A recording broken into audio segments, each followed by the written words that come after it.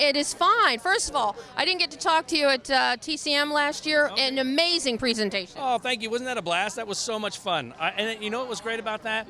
I knew that crowd, I knew everything I would say, I knew they would totally understand it. You know, I knew I could get as geeky as I wanted with all of the things, even the scoring and everything, and I knew that they would all appreciate it, and they totally did. It was so much fun. Oh my God! And we'll do that again in a second. And you wearing the hat, and you were fabulous. Well, thank you, thank you. And you were so swamped, I didn't even get to see you afterwards to tell you that. Well, we're making up for it now. We're making up for it now.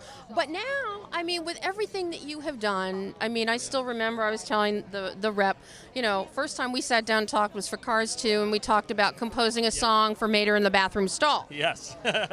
So, and now here you are, composing score and very heavy dance sequences in this film. It was really fun to do. I mean, it was really emotional as well. I mean, that's what I loved about the movie.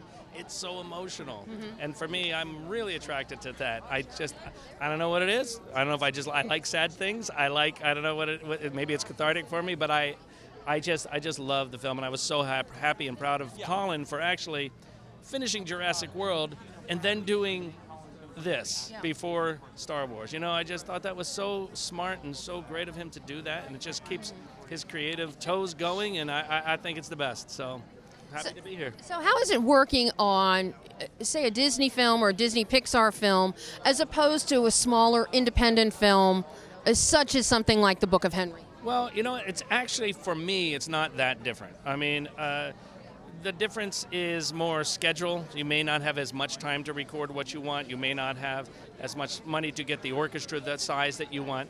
But that's about it. The process itself is always the same. It's about dealing with characters, writing for characters, finding those emotions that work within the music. And people are always saying, well, it must be so different, animation from, you know, live action. And I'm always like, well, look. I know. Captain Kirk's not real. Superman's not real.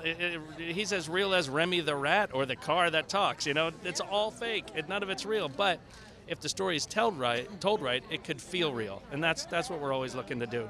Now, because of the dance sequences in here, did you or do you work with a choreographer when you're developing the music that is going to be applied in that sequence? You know what? It was weird. On this one, it was sort of backwards. I almost had to watch the dance and then add later. That's kind of what I did, was just watch in silence as she did what she did, and then try to figure out, okay, what would work with this movement. So it was, normally you would do it the other way around, but this was a situation where we did it the other way, which held its own challenge too, but it was also a really nice there was a nice freedom to it as well, being able to watch somebody and just sort of also let the interpretation of what I was seeing and feeling just come out in the music. So that was really nice. So being the geek that you are, I have to ask you, here you are in Culver City, the heart of Screenland, Culver Studios. Yeah, you know that this is the Culver Hotel, and Laurel Hardy made a movie here. Absolutely. Crazy. And of course, two of my heroes, Bernard Herrmann, Max Steiner, composed right over there and up the street. Yes. What does that mean to somebody like you to be walking on these hallowed grounds? I feel lucky about it every time I go onto a studio lot. I think to myself, you know what? If you could go to your 10-year-old self and tell you that you're doing this right now, he would lose his mind, because I grew up in New Jersey, far, far away from all of this. And to be able to just go onto the lot at Fox or Sony, Warner Brothers, Paramount, whatever, and work on all these great films that I get to work on, I mean, that's such a privilege and an honor, and it makes me very happy. Okay, now I'm going to want to report after the after party tonight over there. I want to know if you see Gloria Swanson's ghost walking through the mansion. Okay, I will.